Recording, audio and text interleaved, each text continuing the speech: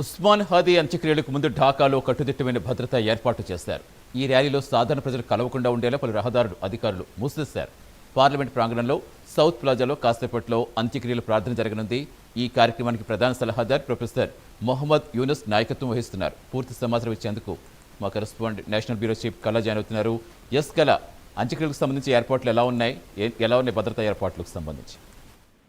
సతీష్, దాదాపు మనకు 4 రోజుల నుంచి కూడా బంగ్లాదేశ్ అట్టుడుకుతుంది. ఒకవైపు ఏదైతే మనకు ఉస్మాన్ హదీ అంటే మరణించారు అన్నటువంటి వార్త ఒకవైపు తెలియగానే ఒక్కసారిగా కూడా అతని కాల్చి అంటే అతనిపై కాల్పులు జరిపినటువంటి ఎవరైతే వ్యక్తులు ఉన్నారో కాల్పులు జరిపిన తర్వాత వ్యక్తులు భారతదేశానికి వెళ్లారు అన్నటువంటి విషయం మీదనే ఏదైతే బంగ్లాదేశ్ భారత్ కు ఏదైతే మనకు సరిహద్దు రేఖ ఉంటుందో అక్కడ చాలా మంది యువకులు అనుకోవచ్చు, బంగ్లాదేశ్ కి సంబంధించినటువంటి ప్రజలందరూ కూడా అటువైపు పెరేడ్ నిర్వహించి నిరసనలు తెలియజేస్తున్నారు. ఒకవైపు 4 రోజుల నుంచి దాదాపు ఎప్పుడైతే ఉస్మాన్ హదీకి ఏదైతే కాల్పులు జరిపిన తర్వాత ఆయనకు సంబంధించినటువంటి సరైనటువంటి ట్రీట్మెంట్ కొరకు సింగపూర్ కు పంపించడం, అక్కడ కూడా చాలా అంటే హై ట్రీట్మెంట్ కూడా అందించడం జరిగింది. కానీ చిట్ట చివరికి ఆయన మరణించారు అన్నటువంటి సింగపూర్ ఆరోగ్య శాఖ మంత్రి ఇటు యునెస్కో అంటే బంగ్లాదేశ్ ప్రధానమంత్రికి సంబంధించిన యునెస్కో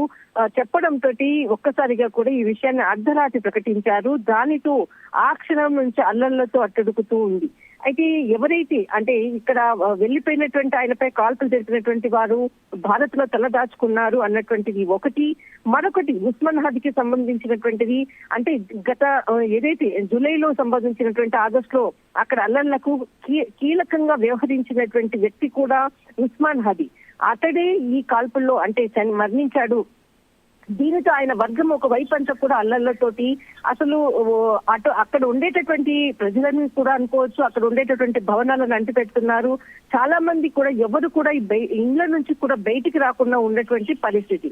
ఒకవైపు ఈ రోజు ఉదయం ఏదైతే ఉస్మాన్ హదీకి సింగపూర్ నుంచి కూడా అక్కడి నుంచి కూడా ఆయన ఏదైతే పార్థివ దేహాన్ని ఇక్కడికి బంగ్లాదేశ్ కి తీసుకురావడం జరిగింది ఢాకా విమానాశ్రయం. అయితే ఇక్కడ ఢాకా విమానాశ్రయానికి తీసుకొని వచ్చాక అక్కడ ఎవరైతే ఇక్కడ ఉస్మాన్ హదీకి సంబంధించినటువంటి ఒక వర్గము ఆయన ఏదైతే పార్థివ దేహాన్ని అటు మొత్తం అంతా కూడా అంటే ఆయన చదువుకున్నటువంటి ఏదైతే కాలేజ్ ఉందో ఢాకా విశ్వవిద్యాలయంలో అక్కడ కొంతసేపు ఉంచి ఆయన పొలిటికల్ సైన్స్ దాదాపు దశాబ్దం క్రితం అంటే 10 సంవత్సరాల క్రితం ఏదైతే యూనివర్సిటీలో చదివాడో ఆ యూనివర్సిటీలో ఖచ్చితంగా పార్థివ దేహాన్ని కొద్దిసేపు అక్కడ ఉంచిన తర్వాత అక్కడి నుంచి ఆయన ఏదైతే స్వస్థలం ఉందో ఆ ప్లేస్ కి తీసుకెళ్లాలి అన్నటువంటిది ఒక ప్రణాళిక ప్రకారంగా కూడా అక్కడ ఉండేటటువంటి సెక్యూరిటీని అంతటిని కూడా అలర్ట్ చేశారు.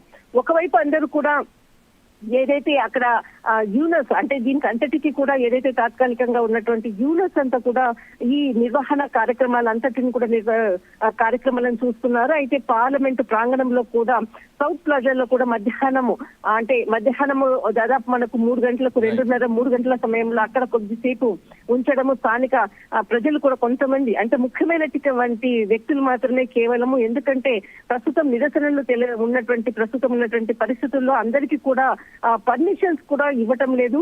కొద్ది మందికి మాత్రమే అక్కడికి రావడానికి కూడా కొంత సెక్యూరిటీని పెంచారు. తర్వాత అక్కడ ఒక ప్రత్యేకమైనటువంటి ప్రార్థనను కూడా ఏర్పాటు చేశారు. ఆ తర్వాత అక్కడి నుంచి కూడా అంటే అటు నుంచి కూడా ఏదైతే కార్యక్రమాలు నిర్వహించాల్సినటువంటి ప్లేస్ కూడా తీసుకెళ్తున్నారు అన్నటువంటిది పూర్తి ప్రణాళికతోటి అక్కడ ప్రస్తుతం ఉన్నటువంటి పరిస్థితి. అయితే ఏదైతే అంటే ఢాకా విశ్వవిద్యాలయానికి తీసుకెళ్తున్నారో అక్కడ కొంత గొడవలు వచ్చేటటువంటి అవకాశం ఉంది అన్నటువంటి ఇంటెలిజెన్స్ రిపోర్ట్ కూడా అందుతూ ఉంది. మరొక వైపు అమెరికా ప్రత్యేకంగా కొద్దిసేపటి క్రితం ఒక కీలకమైనటువంటి కూడా పోస్ట్ చేసింది. దాదాపు ఎవరైతే బంగ్లాదేశ్ లో ఉన్నటువంటి అమెరికన్స్ అందరూ కూడా ఎవరు కూడా బయటికి రాకూడదు, అల్లర్లకు జరిగేటటువంటి అవకాశం ఉంది కాబట్టి ఎట్టి పరిస్థితుల్లో ఎవరు బయటికి రాకూడదు అనేసి ఆదేశాలు కూడా జారీ చేసింది. దీనితో అందరూ కూడా అలర్ట్ అయినట్టు. అంత్యక్రియలు ఎక్కడ చేస్తారు? పార్లమెంట్ ప్రాంగణంలో ప్రార్థనలు చేస్తారని చెప్తున్నారు. అంత్యక్రియలు సంబంధించి అక్కడే ఏర్పాట్లు చేస్తున్నారా లేదా విశ్వవిద్యాలయం దగ్గర చేస్తున్నారా? యాక్చువల్లీ ఇక్కడ మనకు షాబాద్ అన్నటువంటిది ఏదైతే వారికి స్వస్థలం అనుకోవచ్చు. ప్రస్తుతానికి మాత్రం ఏదైతే ఈ అంత్యక్రియలకు సంబంధించినటువంటిది కూడా ఒక 2 వర్గాలు మాత్రము ఒకటి షాబాద్ లో చేయాలి అన్నటువంటిది ఒకటి చెప్తున్నారు. తర్వాత ఏదైతే మనకు పార్లమెంట్ ప్రాంగణానికి దగ్గరలో ఉండేటటువంటి సౌత్ ప్లాజా అన్నటువంటి అక్కడ పార్థివ దేహాన్ని కొద్దిసేపు అక్కడ ఉంచుతున్నారు. కానీ వీరికి సంబంధించినటువంటిది ఏదైతే మెయిన్ ప్లేస్ ఏదైతే షాబాగ్ ప్రాంతంలోనే చెయ్యాలి అన్నటువంటిది ఒక కీలకంగా మాత్రము చెప్తూ ఉన్నారు. కానీ ఎక్కడ చేస్తున్నారు అన్నటువంటిది మాత్రం ఇప్పుడు వరకు కూడా కొంత సమాచారం రావాల్సి ఉంది. కానీ ఇక్కడ ముఖ్యంగా మాత్రం వారి ప్లేస్ మాత్రం షాబాగ్ ఆ ప్రాంతంలోనే చేస్తారు అన్నటువంటి మాత్రము ఇక్కడ సమాచారం అందుతుంది. కానీ అమెరికా రాయబారి కార్యాలయం కూడా నోటీస్ జారీ చేసింది. తర్వాత మరి అక్కడ ఎవరైతే మొన్న గురువారం రాత్రి కూడా ఒక హిందూకు సంబంధించినటువంటి వ్యక్తిని అతి క్రూరంగా కూడా చంపివేసినటువంటి దృశ్యాలను కూడా దాదాపు సోషల్ మీడియా కూడా పోస్ట్ చేసినటువంటిది.